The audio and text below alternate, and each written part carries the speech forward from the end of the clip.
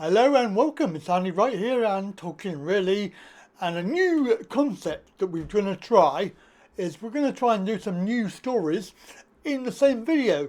Wow, amazing. Now hopefully there will be some timestamps, so down below you can go and click on them and go to the relevant stories. And the first story that we're going to deal with today is in the Telegraph. Now unfortunately I can't read the article because I don't have a subscription, so I will show you the story. However, I do have another outlet that I can show you for the actual story itself. This is an ongoing story that's been going on for a little while now. The mother has been fighting in the court to battle against having her son forcibly injected with the medical procedure that obviously everybody knows about by now, hopefully, and it's been going on for a few years. The medical fraternity, they want to have this boy, well, he's not really a boy, I mean, he's a young man, he has learning difficulties and Down syndrome. They want him to have this jab, and his mother has said no, and of course they've gone to court over it. So it's a very, very hot topic for disabled people because it does show obviously the contempt for disabled people, because they can just turn around and say you must have this. We're not going to do it because we're on YouTube. We're not going to discuss the rights and wrongs of that, but we are going to discuss the actual news article. So very quickly, here is the Telegraph. So the Telegraph article, it doesn't go any more than that. The headline, mother wins battle to stop son having COVID vaccine. So basically this is a lady who's gone to court and it's nearly bankrupted her, obviously because she had to pay for her own court battle. So the article is actually here, I found it by doing a quick search. The mother was treated like a fanatic, but she has won in court. She went from being a loving mother and Tom's sole carer to a near criminal. The mother of a disabled son with a rare heart condition has won a landmark case to prevent the state from injecting him with the COVID-19 vaccine that she feared could kill him. After a 3-year court battle, the mother, who could only be named as Sarah, has said that nightmare to protect her son, Tom, who has severe learning difficulties as well as a range of life-threatening conditions. Mr. Justice Hayden, sitting in the courtroom, has now ruled it is no longer in Tom's best interests to receive the jab because the virus landscape has changed so much since the peak of the pandemic. He made the ruling after an American professor of pediatrics said Tom was more likely to suffer heart complications such as myocarditis and pericarditis if given the mRNA vaccine. But Sarah said the battle had eroded her trust in social services, doctors and the courts, and accused the government of introducing a policy that ignores individual circumstances. Tom's condition includes a chromosome abnormality that caused severely learning difficulties, meaning that he has a mental age of 18 months despite being aged 24. His mother feared the mRNA vaccine could cause an adverse reaction. Because Tom was over 18 when obviously the government ruled that the most vulnerable should be injected during the pandemic, the Court of Protection assigned him a lawyer to act in his best interest. That lawyer, along with the local integrated care board, backed calls for him to be jabbed. Sarah raised £60,000 through crowdfunding and spent her £25,000 life savings to fight the case. She claimed that she was threatened with arrest, jail, seizure and assets and possibility of her son being removed from her to be forcibly jabbed. I went from being a loving mother and sole carer to a near criminal. I've been made to feel like a liar, a bad person and a fanatic. So yes, a good outcome, and of course we'll keep you informed if anything changes on that story. Right, moving on. we're going to do another story. So keep watching, and of course don't forget you can use the timestamps to go to any of these videos that we're going to be talking about. And this story is about the NHS, and of course we do know that most of the Labour and the Conservatives, they said that they were going to try and reduce the waiting list for GPs and also medical appointments.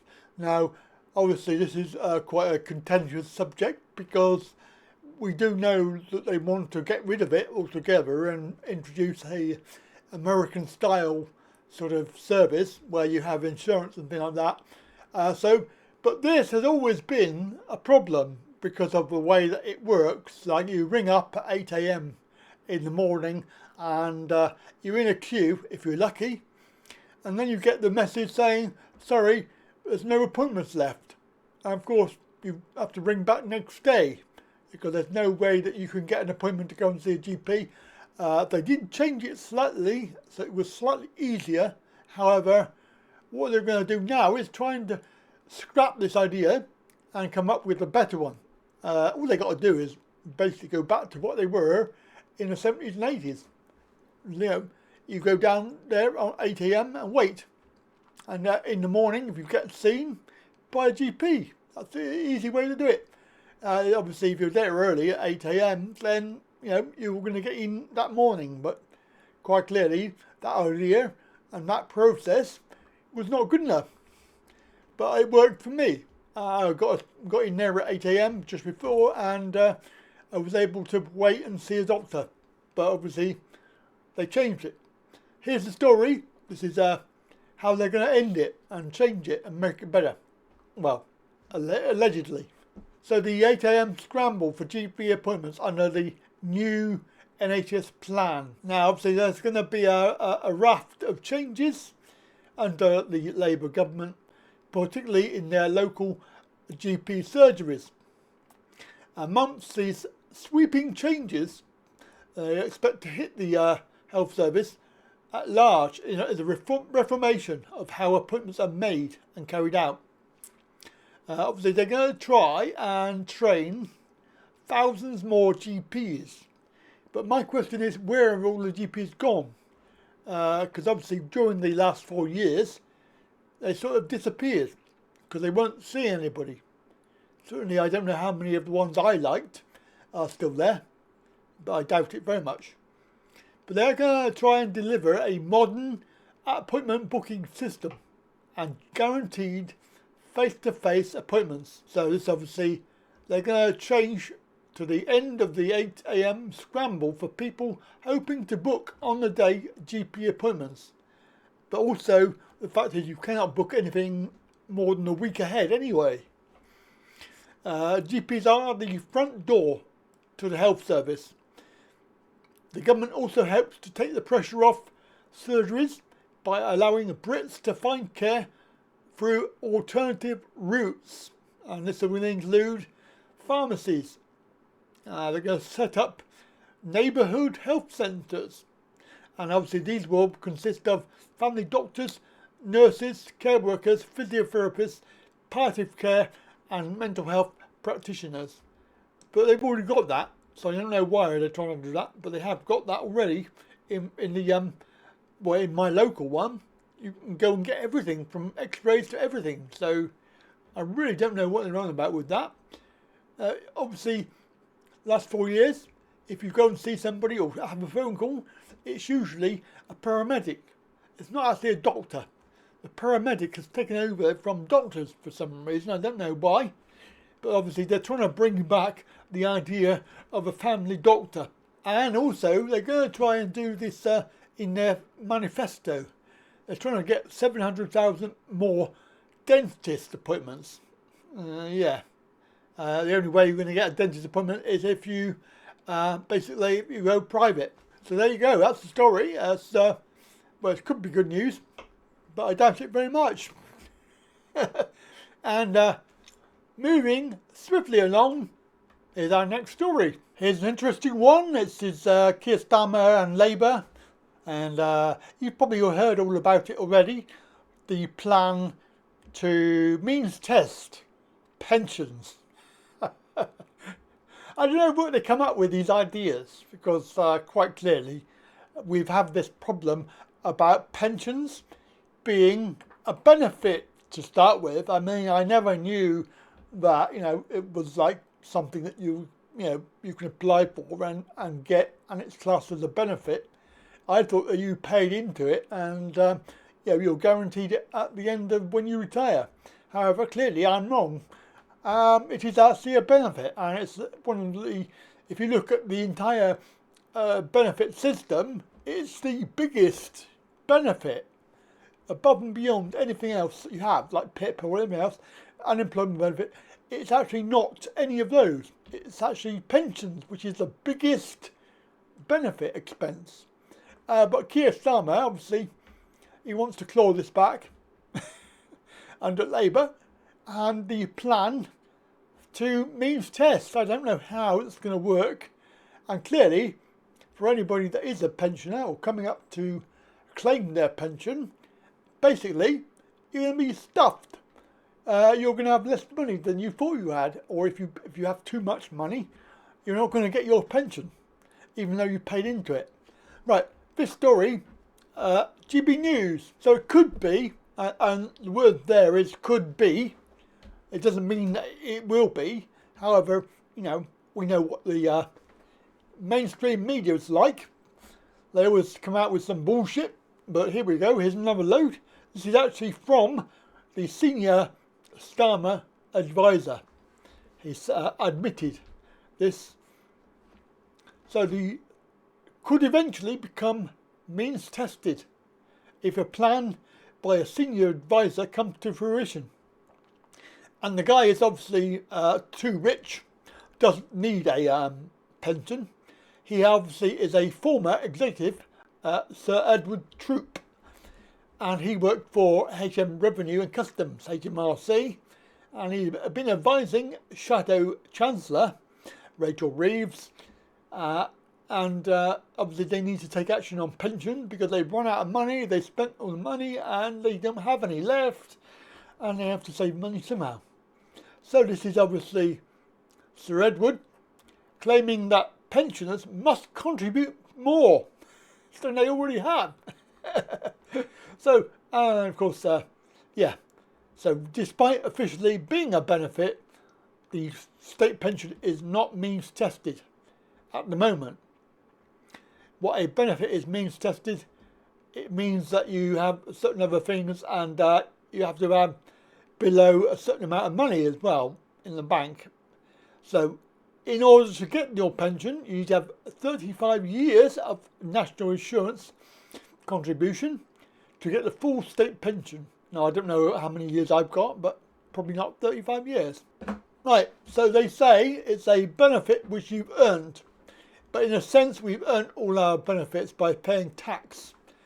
I don't think it's wrong. It's an income, and actually you do pay tax on it, which you do. We can all think of wealthy individuals and say, well, do we think that he or she should have a full state pension? Well, yes, I think you should. It's not easy, and I don't hold a particular view about how we deliver something which I think should be delivered. Keir Starmer, they won. This was obviously announced a week ago, and they won the election. So yes, plans, unfortunately, if you are that age and you're coming up to get your pension and you qualify, etc., beware, because Labour, they want to take it from you. That's that story. Moving swiftly on, we have another story coming up. This is about the Workwell scheme that was announced by Wishy-Washy before he was booted out.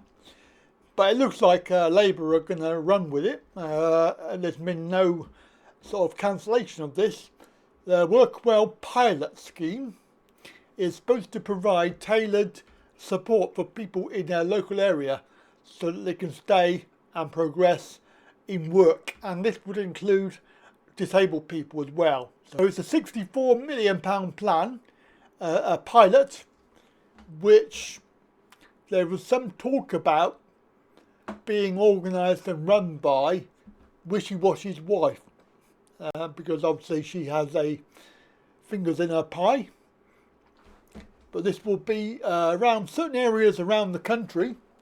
It's not around my area at the moment, but it's going to tackle what they call the fit note culture, which will be then rolled out across 15 areas. It's planned to help people with health conditions back to work. The Workwell pilot, it was launched by the DWP and the DHSC, Department of Health and Social Care.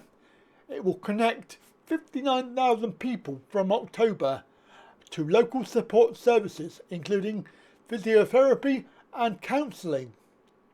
It comes after Wishy-Washy announced a sweeping package of welfare reforms, and this will obviously to modernise the benefit system and to get more people into work, and a review of the fit note culture that obviously will help to relieve pressure on GPs by taking it out of their hands, which is how they're going to get around it. It will provide a single joined up assessment and gateway into both employment support and health services. So essentially these people are going to become your way, like they're going to try and analyse your condition, and with the emphasis on getting to work, no doubt. Participants do not need to be claiming government benefits in order to receive this personalised support from a work and health coach. Evidence shows that work is an effective way to improve well-being. Yeah, that's okay if you can do it. We are rolling out the next generation welfare reforms. Obviously, bear in mind that this is the Conservatives, it's not Labour. But obviously Labour are going to be carrying on with this in their own right. Too many are falling out of work in a spiral of sickness that harms their finances. Well, you have to look at why they're falling out of work into healthcare. Could well be the last 4 years, but we're not going to talk about that. So this is called Workwell, a groundbreaking new service. Too often, people with disabilities or poor health fall out of work with no support. We have a plan to change that. The service, alongside a faster, simpler and fairer health service, will build a healthier workforce. They don't care, do they? They just want you in work, earning money that they don't have to pay you. It's just like, what? So I do have some short videos that were on TikTok by a lady, Ali, and we'll just put those out now. She sort of talks about it a little bit more. I have updates on Rishi Sunak's campaign to get rid of what he wants to call the sick note culture, and guys, it's really not good. So let's get into it. As you know, Rishi Sunak now wants people with mobility or low mobility or health issues who have been signed off by their doctor as unfit for work to go to work. But he now is almost indicating that he's going to get DWP to help him out with this. And these are his plans from what I've read. And it is shocking. And before I show you this, guys, for some of you that have any dealings with DWP on a regular basis, you will know exactly what I am talking about. The terror that is going to be filling people's boots right now, and the fear of DWP issuing fit notes and being the people in charge of deciding whether or not you are ill enough to have a fit note, or whether or not you are well enough to go to work or not, is quite a chilling thought. I was thinking when I read this all yesterday and this week, there's no way the medical world are going to let this happen. But this is what I've learned. This report that has been issued by BBC News says that Rishi wants specialist work and health professionals to issue fit notes as part of a broader aim to make sick notes harder to obtain. So sorry, what about people's health and well-being? Should that not be the priority? Whilst the British Medical Association almost argue that Mr. Sunak's suggestions, Rishi's suggestions, could be considered to be a hostile rhetoric on the issue, some of them are arguing that the time that is taken up by having to issue the fit notes is a bit of a drain source, or a time draining source. And then I read that the chair of the Royal College of GPs said that they are not totally against the idea of DWP being the people to issue fit notes. And I've got to say, as someone that's got health conditions myself, I just do not agree with this at all whatsoever. My own personal health is my own personal health, and I am okay to discuss it with a medical professional, but not a civil servant, government person, no. And what the doctors are saying is that somebody else taking on the role of issuing the fit notes would reduce the workload of GPs. It's always about that, isn't it? So let's just think about everybody else's workload. Let's not think about the patients. So apparently the doctors are saying that, as long as the people issuing the fit notes have the right training, then they can't see it being a bad idea. And that they would hope it's a personalised process. Now, when I did my initial training as a work coach, we're meant to be tailoring lots of things so that the work coach role with the claimant is meant to be a personalised service. But I think there's going to be a fair few of you that would disagree with that, and quite rightly so. So do you think DWP should now be allowed to issue your fit note? And the second video from Ali. It appears that we haven't been given all of the information very clearly about the new Workwell project, something that Rishi Sunak has developed and put into practice to end what he would call the fit note culture. Here's what you need to know. First of all, it is actually called a work and health assessment. Assessed, clearly, not by doctors, because of course the doctors are no longer writing the fit notes. Instead, they are LLP, new little private companies, all springing miraculously from nowhere, being paid hundreds of thousands of pounds for a simple 2 or 3 month project. Like Vanguard, for example, £100,000 for 2 months. Here we go, delivering their little project there. And this was just for Manchester. So there are 15 areas in the UK being targeted already with this new Workwell project. So instead of giving this £100,000 perhaps to the NHS to do it, instead it's Rishi's little buddies and their private companies doing the work instead. Is this history repeating itself, I ask myself.